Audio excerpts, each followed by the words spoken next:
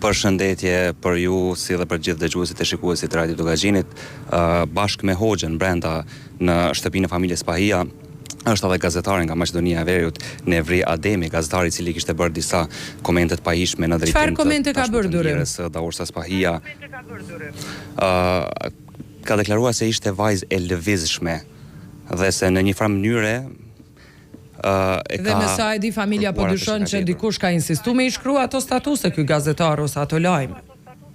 Ky është edhe qëllimi i takimit sot. Po edhe për atë arsye gazetari ka ardhur tek babai i Daursës, tek Arbri, që të shpjegohet lidhur me deklaratat e tij dhe në një farë mënyrë të kërkoj falje për ato deklarata. Përveç ti ka edhe shumë të tjerë që po vinë për ngushëllime tek familja Spahiu, tek familja e ish luftëtar të UÇK-s Arbrit. Ne kemi parë ish veteranët dhe ish luftëtarët e UÇK-s, Ridvan Tahiri, i cili është futur brenda, si dhe ish komandanti i UÇK-s Isem Berisha, i cili ka ardhur për ngushëllime në këtë familje.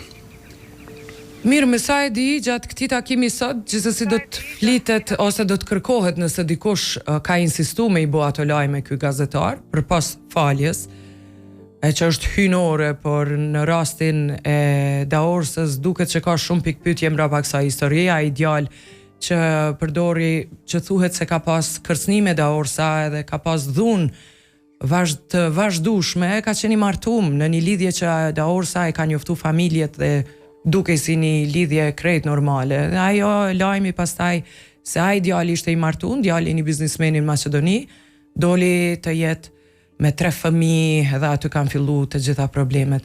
Është shumë situatë e vështirë, Durim, ti do të vazhdosh të qëndrosh atje, ne si radio do të jemi në vazhdimsi me të gjitha zhvillimet gjatë skemës tonë programore sot. Të shohim se çfarë do ndodhë.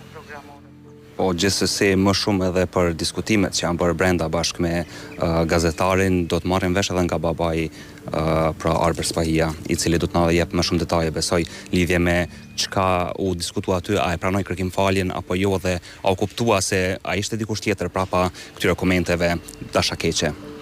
Faleminderit Durim.